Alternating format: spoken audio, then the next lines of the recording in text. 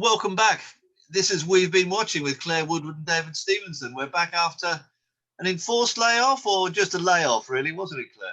Just a lazy off, really, wasn't it? I think. But it's been. I hope you miss us. Hope you missed us when we're away.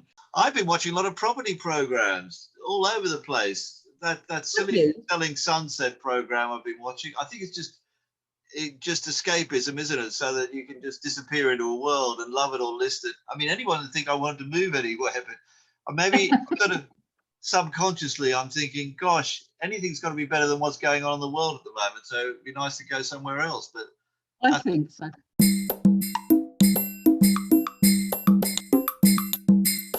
Well, shall we start with Our House on ITV, which was back this week? Did you enjoy it, Claire? I only got one episode in, I have to say, which is not great. I mean, the other thing about it is that, of course, it looks like ITV's trying to do more aspirational dramas. I think we've talked about this before, but this one was patently aspirational for anybody who had about £3 or £4 million to spend on a house. I mean, this is an immaculate Edwardian house. That's totally out of everyone's totting up the value. I was totting up the value of that house, thinking, oh, is it in North London? Oh, it's virtually triple fronted. Well, that would be £5 million. And as I say, I think Martin Compston is a fine actor, and I just think this was, he was wasted on it. And he's been in drama that makes you think, like Line of Duty. This was just stuff that I'm just wondering, nobody has a great attention span anymore. I'm just wondering if these dramas aren't being written with thinking, oh, people have only got half an eye on the television, we can't make it too difficult. Well, possibly, although this is a best-selling thriller, is it not? So I mean, how it's had potential from readers, but then when you put something on the TV, it just doesn't come up to standard. I mean, this is the second domestic type drama that Martin Compston has done. I don't know whether he's seen as a romantic lead. I mean, he's sort of dissolute romantic lead in this one, but he's maybe trying to sort of push himself into other areas, whether we agree with that or not.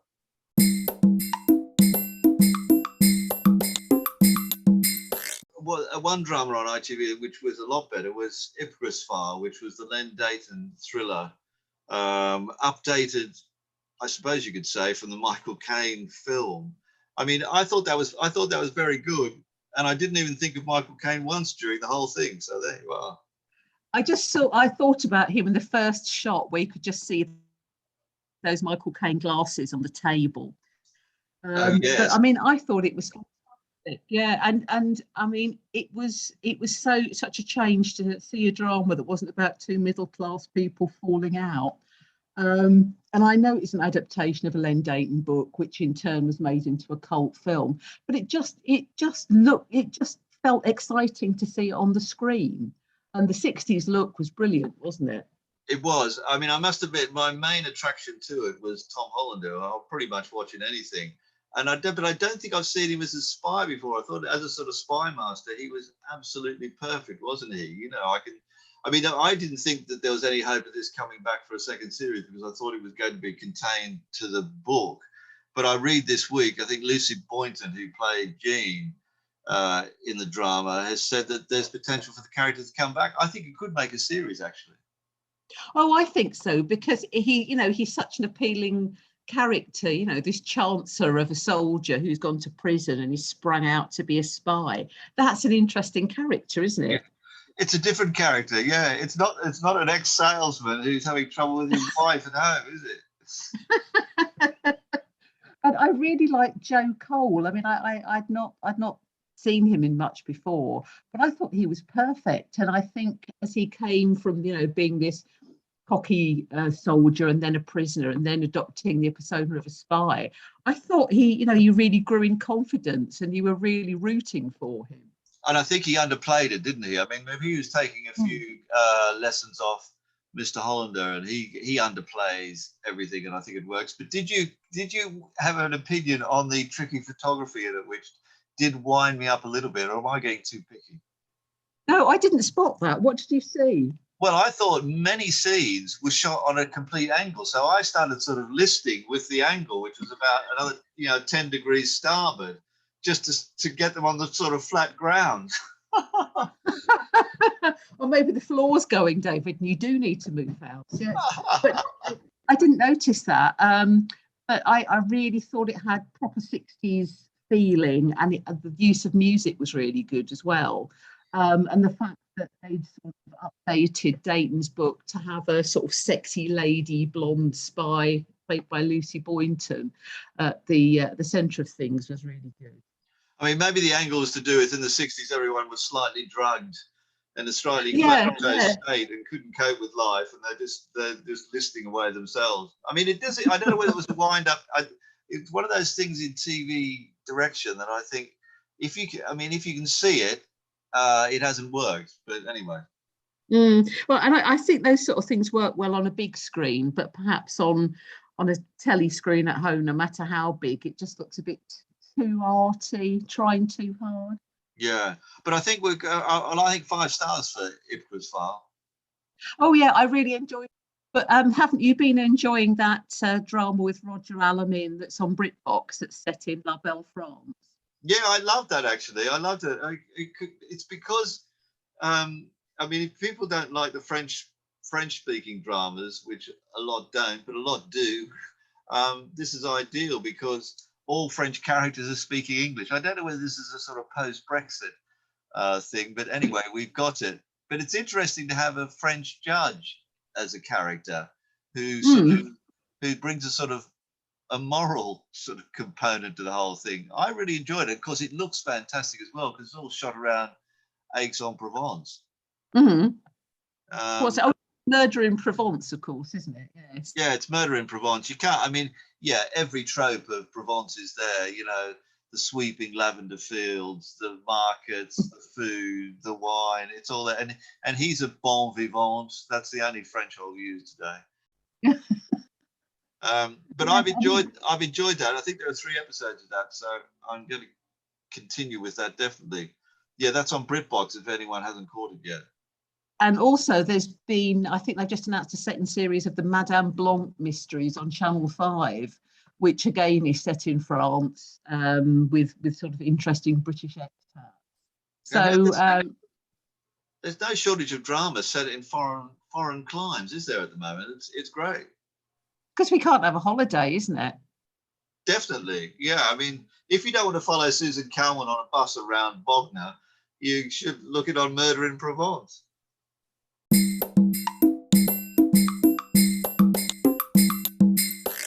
Will you miss Neighbours when it goes, David, and the flavour of home it obviously gives you? Yeah, I'm a bit shocked about that. I haven't really gotten over how quiet people have been about it. Well, I haven't been quiet about it because I was talking to a fan the other day and she's watched it right from the very start, and she made a great point about it, that it had nice storylines which are better than anything that you get on soaps here, which go for, high operatic rubbish drama most of the time. I think that's a very good point. I mean, I remember watching Neighbours on day one thinking about 1986, and I was unemployed, watching the telly in the daytime, and thinking it was great. And the fact it had a dog called Bouncer and a mingy old lady called Mrs. Bangle in it. It was all gentle, but then again, British soaps are quite gentle now. And as you just said, David, the episode of EastEnders this week shows how violent and shouty and nasty a lot of the soaps have become. Yeah, I mean, I thought, all right, okay, there's a serial killer on the loose, which is just such a cliche anyway, but the violence meted out. I mean, he was surviving everything from a bottle of vodka over the head, an empty one, of course, a bar stool to the midriff, which would have taken out several ribs anyway, and then he managed to climb up a scaffolding and break into another house and then get up onto the railroad tracks. I mean, the whole thing was, it wasn't any worse than other EastEnder sort of climax episodes that I've seen, but it just leaves reality at the door, doesn't it? Absolutely. And I thought the policeman in Walford really rubbish last night. This guy was just running around Albert Square and they couldn't see where he was, and people were shouting, and they. And I mean, have you been brought around to watching Peaky Blinders yet? no, still never watched Peaky Blinders. It's never appealed. I caught the first episode of the new series because I wanted to see how they were going to deal with Helen McCrory's death, which was beautifully done, but very shocking in that first episode where they took bodies off a van and he was cutting the body bags open, and the last one was our Polly. That was just shocking. I thought that was a bit too much, really, under the circumstances at the moment. Don't mention the war.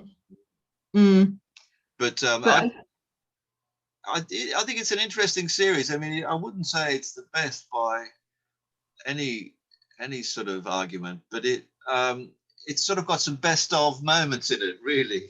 So you've got Tom Hardy in the second episode coming back as the London Jewish gangster, who's now writing an opera. It's a classic thing of yes, as you do. Yeah, it's sort of one of those. Yes, I'm not writing one either. I mean, it's very much a who's who of rather good British actors, isn't it? It is. I mean, I think we've got Stephen Graham appearing later in the series. I mean, he's bankable, whatever he's in, really. But I think with a weakened Tommy Shelby from Cillian Murphy, he may meet his match with Stephen Graham. But I am enjoying it, and just sort of for sentimental reasons as well. Do you know when you've sort of watched a drama through so many series, you're really so invested in it, you hope that it goes out in good style, don't you? Oh, absolutely. And I think the way that Peaky Blinders is kind of, it's become a lifestyle for a lot of people. You see all these vintage fans going to Peaky Blinders events and dressing up in Sussex tweed caps and things like that. It's all rather heartening that people enjoy a series like that. I mean, I can't, imagine people dressing up as a middle-class couple from Our House, for example. They're more likely to lynch them, I would have thought, than you. Exactly, these dreadful people. And Claire, Servant of the People was well worth a watch on Channel 4, wasn't it? But I'm very glad it's here, and I wondered if Channel 4 had been holding on to it so they could play it at some point, or had just bought it at the last minute because of Zelensky's brilliant leadership in the Ukraine. But I mean, it's a great buy for Channel 4, whatever. Yeah, absolutely. I was surprised that we didn't have it. I mean, it did have a few universal truths, didn't it? I mean, cronyism of one. I thought it dealt with that brilliantly. The three, what appeared to be oligarchs who were trying to set up the election, and they seem to think that they've got the one that they really wanted. But of course, I haven't seen the rest of the series. I'm sure that's where the tension will lie, and the comedy. But it was a political satire mixed with a domestic sitcom, wasn't it? Yes, and that's something we don't do. If we'd done it, we would have had to have made him something like Alan Bastard in The New Statesman, wouldn't we? He couldn't have actually been lovable. No, exactly. We wouldn't have made it, because he's quite a rounded character in this, isn't he? Really, the history teacher. I mean, he seems a bit of. He's more of a loser than the real Zelensky, isn't he? Oh, absolutely. God, yeah. Still living at home with your mum and your dad and your niece. I mean, absolutely. We can't wait for this. The Boris Johnson comedy drama, can we? Oh, hang on, we're living that. Oh my God, yeah.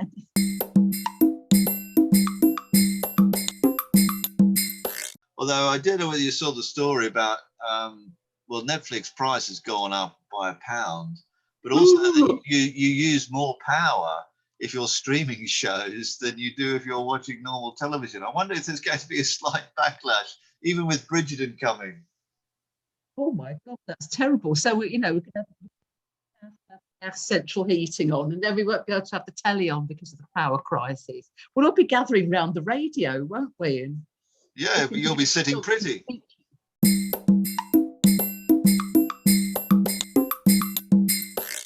I mean, just quickly on next week before we go, the Apprentice interviews. I don't know whether you follow the Apprentice, but I mean, it's the biggest pack of chumps I've ever seen in my life. They're utterly useless. So that's probably worth watching next week because it's the interviews episode. And I think I'll be watching more Ipcress files. Well, until next week then, Claire. Great to be back. Yeah, it's lovely, isn't it, David? See you all next week. See you then.